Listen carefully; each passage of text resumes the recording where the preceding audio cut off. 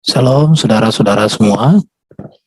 Pada sesi ini saya membahas satu topik. Yesus tidak mampu melakukan dua hal. Yang pertama, Yesus tidak tahu akan akhir zaman di sisi kiri dan kanannya.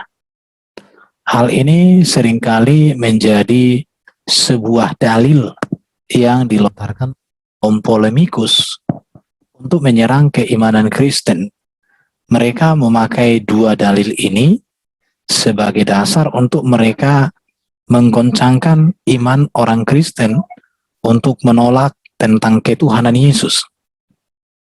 Dan materi ini saya siapkan untuk mereka seringkali, dan bukan hanya seringkali, selalu gagal paham dalam memahami tentang bahwa Yesus tidak tahu akan akhir zaman dan Yesus tidak berkuasa menentukan siapa duduk di sisi kiri dan di sisi kanannya. Hal ini tertulis di dalam Injil Markus pasal 10 ayat 40 dan Matius 20 ayat 23. Bahwa Yesus di sisi kiri dan kanannya. Di mana dikatakan di dalam ayat itu, tetapi di sebelah kananku atau di sebelah kiriku, aku tidak berhak memberikannya. Itu akan diberikan kepada orang-orang bagi siapa itu telah disediakan. Di dalam ayat ini Yesus menyampaikan bahwa siapa duduk di sisi kiri dan di sisi kanannya, dia tidak berhak memberikan. Itu diberikan kepada siapa itu telah disediakan. Dan ayat yang paralel dengan itu di dalam Matius 20 ayat 23, di mana Yesus berkata kepada mereka, hal duduk di sebelah kananku atau di sebelah kiriku, aku tidak berhak memberikannya. Itu akan diberikan kepada orang bagi siapa Bapakku telah menyediakannya. Yang kedua, tentang kapan hari kiamat akan terjadi. Di dalam Markus pasal 13 ayat 32 dikatakan, tetapi tentang hari atau saat itu tidak seorang pun yang tahu. Malaikat-malaikat di surga tidak, dan anak pun tidak, hanya Bapa saja. Yang paralel dengan itu Matius 24 ayat 36. Tetapi tentang hari dan saat itu tidak seorang pun yang tahu, melain tahu. Malaikat-malaikat di surga tidak, dan anak pun tidak, hanya Bapa sendiri yang tahu. Dua ayat ini menjadi ayat yang sering kali dikutip oleh saudara-saudara kita mantan Kristen atau para mualaf-mualaf yang menjadi dasar mereka untuk mengatakan tentang keraguan mereka tentang siapa Yesus. Bagaimana kita memahami ayat ini? Apakah pemahaman mereka terhadap ayat ini dapat dibenarkan? Maka untuk mencerdaskan pemahaman-pemahaman yang keliru terhadap ayat ini, perlu kita memperhatikan. Apakah benar Yesus terbatas untuk melakukan dua hal tersebut? Untuk memahami hal ini, yang harus diingat adalah bahwa Yesus datang ke dunia ini dua kali. Di mana kedatangan pertama berdasarkan data Alkitab, dia adalah datang untuk melakukan kehendak Bapa. Di mana dikatakan dalam Yohanes 4 ayat 34, kata Yesus kepada mereka, makananku ialah melakukan kehendak Dia yang mengutus aku dan menyelesaikan pekerjaannya. Yohanes 6 ayat 38, sebab aku telah turun dari surga bukan untuk melakukan kehendakku, tetapi untuk melakukan kehendak Dia yang telah mengutus aku. Jadi kedatangan Yesus yang pertama adalah melakukan apa yang menjadi kehendak Bapa. Melakukan apa yang menjadi tugas yang diberikan oleh Bapa. Tentu kita harus tahu bahwa Yesus adalah firman-Nya Bapa yang diutus oleh Bapa menjadi manusia melalui rahim Maria untuk tujuan daripada Bapa itu sendiri. Apa sih yang menjadi tujuan Bapa bagi manusia dengan mengutus firman-Nya menjadi manusia? Tujuannya tidak lain adalah untuk menyelamatkan, untuk menebus, untuk membebaskan, untuk memerdekakan, untuk memberikan ajaran-ajaran etika dan moral, dan memberikan pengharapan bagi manusia. Dan itu dikerjakan oleh Yesus. Dan untuk itu maka kita harus memahami mengapa Yesus tidak dapat menentukan siapa duduk di sisi kiri dan kanan, serta tidak tahu kapan akhir zaman. Sebagaimana dikatakan Yesus itu, mengapa? Karena pernyataan itu disampaikan oleh Yesus pada kedatangan Yesus yang pertama. Memang pada kedatangan Yesus yang pertama, tujuan dia belumlah menjadi hakim yang adil. Tujuan dia belumlah menjadi raja di segala raja. Tetapi kedatangan yang pertama adalah memberikan keselamatan untuk menyatakan kasih Bapa bagi penebusan, bagi pengampunan dosa, bagi purnaan ajaran Taurat, ajaran para nabi.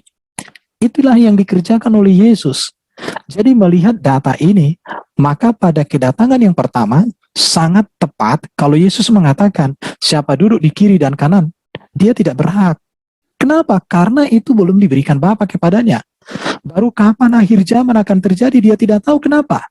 Karena itu belum dikasih tahu Bapa kepada Yesus. Tetapi bagaimana dengan kedatangan Yesus yang kedua? Apakah kedatangan yang pertama Yesus tidak tahu kapan akhir zaman? Apakah duduk di sisi kiri dan kanannya siapa yang bagaimana itu ditentukan? Apakah masih tetap demikian? Tentu ini hal yang berbeda. Mengapa?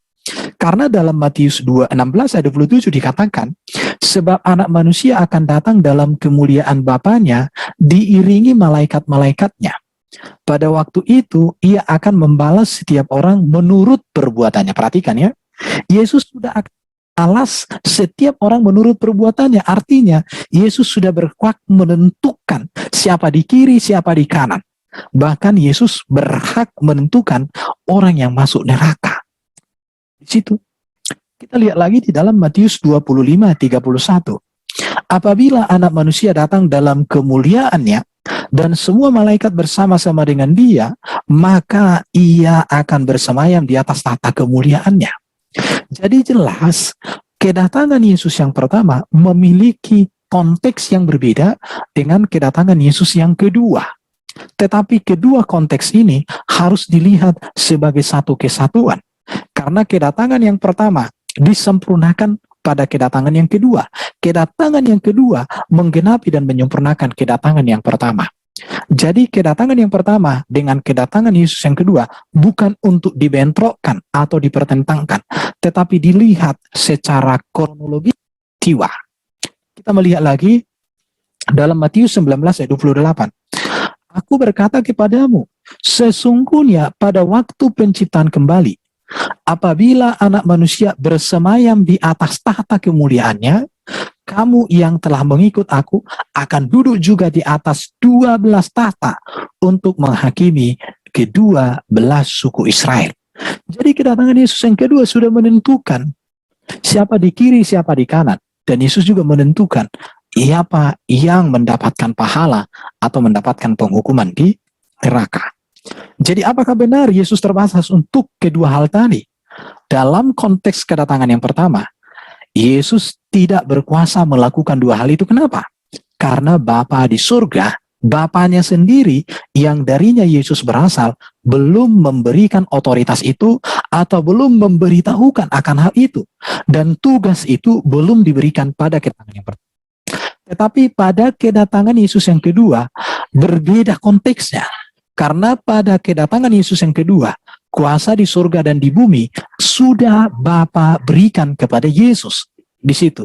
Jadi iman Kristen melihat kepada dua kedatangan Yesus ini harus dipahami secara seimbang.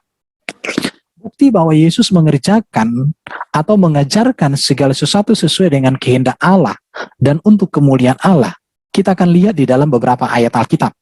Yohanes 4 ayat 34 saya tadi sudah bacakan, makananku ialah melakukan kehendak Dia yang telah mengutus aku dan menyelesaikan pekerjaannya.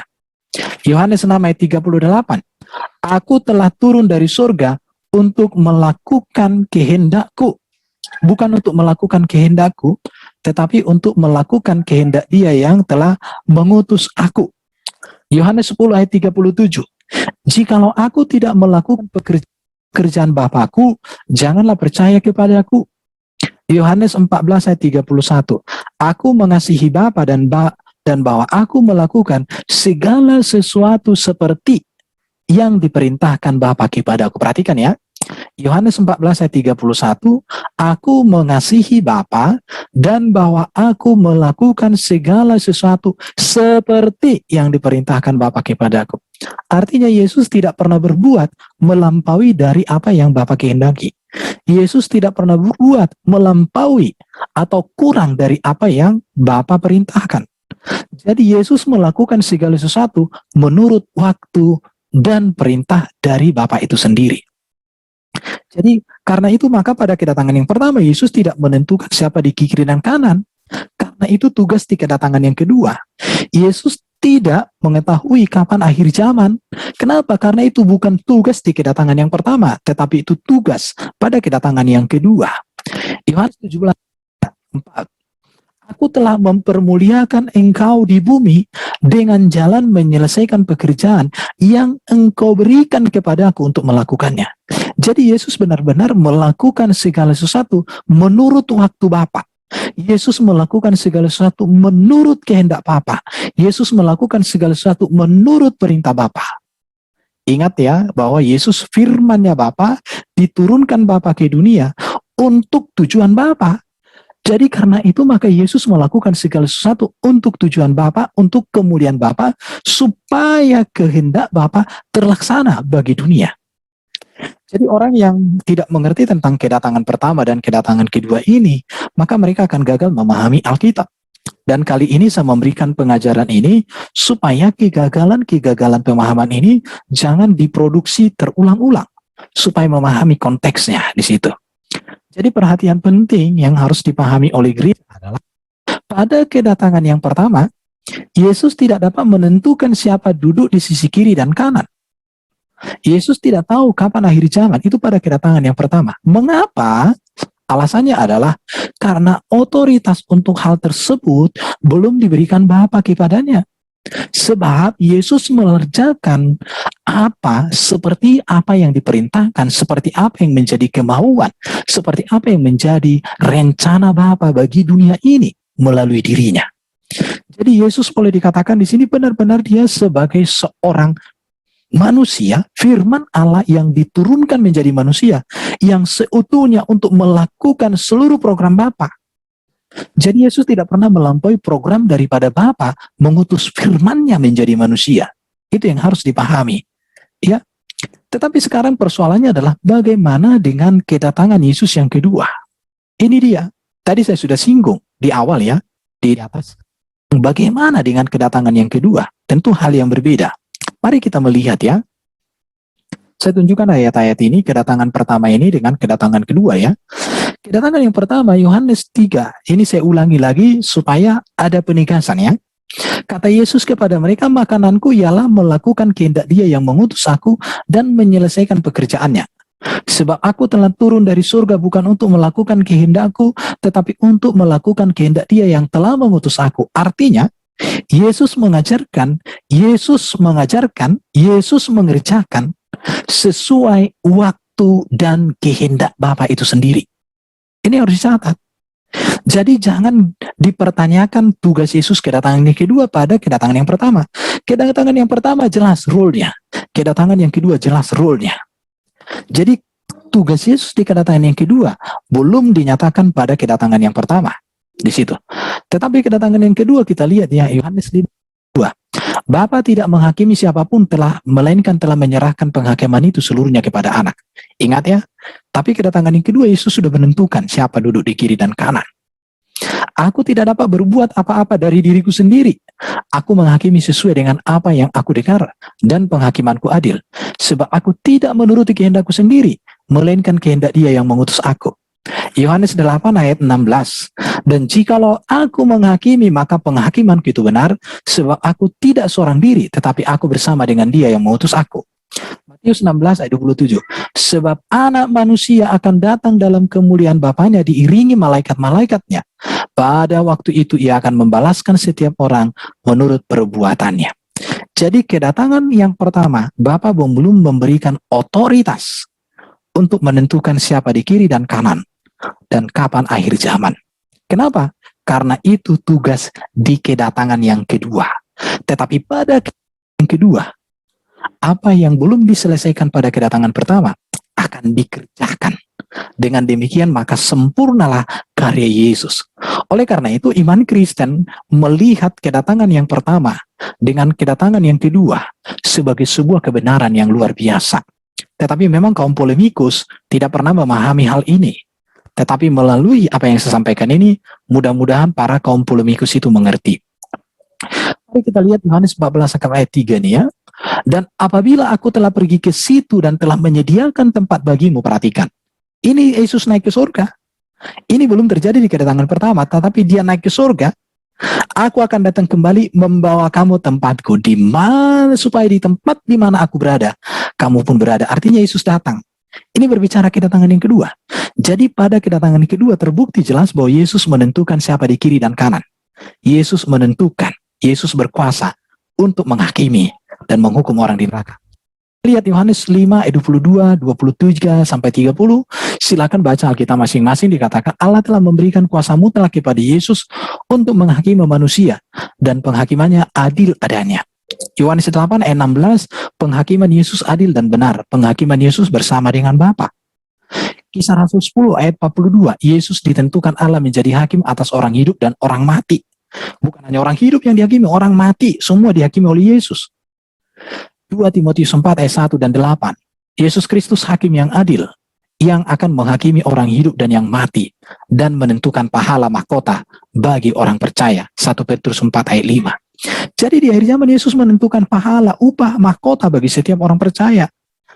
Jadi kedatangan yang pertama, Yesus memang melakukan segala sesuatu berdasarkan waktu dan kehendak Bapa. Apa yang belum dikerjakan, belum diselesaikan di kedatangan pertama, itulah yang diselesaikan di kedatangan yang kedua. Puji Tuhan. Sungguh luar biasa kebenaran ini. Maka kedatangan Yesus yang kedua dikatakan Yesus disebut Raja segala Raja, Tuhan di atas segala Tuhan. Artinya apa? Itu berarti bahwa semua pemimpin lainnya akan ditaklukkan atau dimusnahkan. Dan Yesus sendiri akan menjadi pemerintah tertinggi sebagai Raja dan Tuhan atas seluruh bumi. Tidak ada kekuatan apapun, tidak ada Raja dan tidak ada Tuhan manapun yang dapat menang atau mampu menentang Yesus. Ini kedatangan kedua. Maka dikatakan dalam Matius 28 ayat 18, kepadaku telah diberikan segala kuasa di surga dan di bumi. Ibrani 1 ayat 3, 1 Petrus 3 22, Wahyu 1 ayat 15 dan Wahyu 5 ayat 12 sampai 13. Matius 24 ayat 30, pada waktu itu akan tampak tanda anak manusia di langit dan semua bangsa di bumi akan meratap dan mereka akan melihat anak manusia itu datang di atas awan-awan di langit dengan kekuasaan dan kemuliaan. Kedatangan yang pertama ini belum terjadi, tetapi kedatangan yang kedua akan terjadi, dan di sini sudah sesuatu hal yang luar biasa. Filipi pasal 2 ayat 9 sampai 11. Allah sangat meninggikan dia dan mengaruniakan kepadanya nama di atas segala nama, supaya dalam nama Yesus bertekuk lutut segala yang ada di langit dan yang ada di atas bumi dan yang ada di bawah bumi, dan segala lidah mengaku Yesus Kristus adalah Tuhan penguasa bagi kemuliaan Allah Bapa. Jadi berdasarkan data-data Alkitab ini memang pada kedatangan yang kedua, apa yang belum dikerjakan pada kedatangan yang pertama akan diselesaikan. Efesus 1 ayat 20 sampai 23. Allah membangkitkan dia dari antara orang mati dan menempatkannya di atas segala sesuatu, jauh lebih tinggi dari segala pemerintah dan penguasa dan kekuasaan dan kerajaan dan tiap-tiap nama yang dapat disebut, bukan hanya di dunia ini saja, melainkan juga di dunia yang akan datang. Dan segala sesuatu telah diletakkannya di bawah kaki Kristus. Telah diberikannya kepada jemaat sebagai kepala dari segala yang ada. Jemaat yang adalah tubuhnya, yaitu kepenuhan dia yang memenuhi semua dan segala sesuatu. Jadi kita melihat ya, bahwa kedatangan Yesus yang kedua yang menjadi pengharapan orang Kristen, maka dua pertanyaan atau kegagalpahaman kaum polemikus itu baru akan dikerjakan, tergenapi. Dan inilah kita melihat tentang bagaimana relasi Yesus yang adalah firman-Nya Bapa dengan Bapa yang darinya Yesus berasal. Sungguh kagum, sungguh luar biasa. Di sini saya akan menunjukkan berupa tentang keutamaan gelar raja bagi Yesus yang membedakan gelar raja yang ada dalam sejarah. Jadi ya, Yesus berhak atas kerajaan Allah di dunia. Ia Adam yang terakhir yang menghidupkan serta mengalahkan dosa dan maut dan juga mengalahkan iblis ya. Yesus Kristus adalah Raja dan Tuhan yang berdaulat atas segalanya. Yesus Kristus Raja kemuliaan. Ini terjadi pada kedatangan yang kedua. Yesus Kristus adalah Raja yang kudus. Yesus Kristus adalah Raja yang kekal. Yesus Kristus adalah Raja yang memberi mahkota kehidupan, mahkota kebenaran, dan mahkota kemuliaan. Ini terjadi pada kedatangan kedua. Yesus Kristus adalah Raja yang setia dan yang benar. Yesus Kristus adalah Raja yang mengembalakan umatnya. Yesus Kristus adalah Raja yang menyelamatkan umatnya. Yesus Kristus adalah Raja damai. Yesus Kristus adalah Raja yang mengalahkan semua musuhnya. Yesus Kristus adalah Raja yang menghiburkan seluruh umat manusia. Jadi pada kedatangan yang pertama kita melihat apa yang Yesus kerjakan dan akan dikerjakan, disempurnakan pada kedatangan yang kedua. Oleh karena itu maka kebenaran iman Kristen adalah sebuah kebenaran yang benar-benar, kebenaran yang sejati dan yang sempurna. Jadi mengapa Yesus tahu akan akhir zaman? Mengapa Yesus tidak berkuasa menentukan siapa duduk di sisi kiri dan kanannya? Karena ini adalah berbicara tentang kedatangan Yesus yang kedua. Kedatangan yang pertama, dua perkara ini belum diberikan Bapa kepadanya. Tetapi kelak, di dalam ayat-ayat yang saya tunjukkan, bahwa dua perkara ini diberikan kepada Yesus pada kedatangan yang kedua. Jadi, Yesus bekerja sesuai dengan otoritas, sesuai dengan waktu dari Bapa, sesuai dengan perintah, sesuai dengan kehendak dari Bapa itu sendiri. Dengan demikian, maka para kaum polemikus yang sering kali gagal paham tentang Alkitab, sudah kita bongkar, sudah kita buktikan bahwa mereka selama ini tidak pernah memahami kebenaran. Shalom bagi kawan-kawan semua, kiranya apa yang boleh saya sampaikan ini menjadi berkat bagi kita semua dan menuntun kita untuk semakin mengasihi, mencintai, dan hidup berpadanan dengan kehendak Kristus. Shalom, Tuhan memberkati kita semuanya. Amin.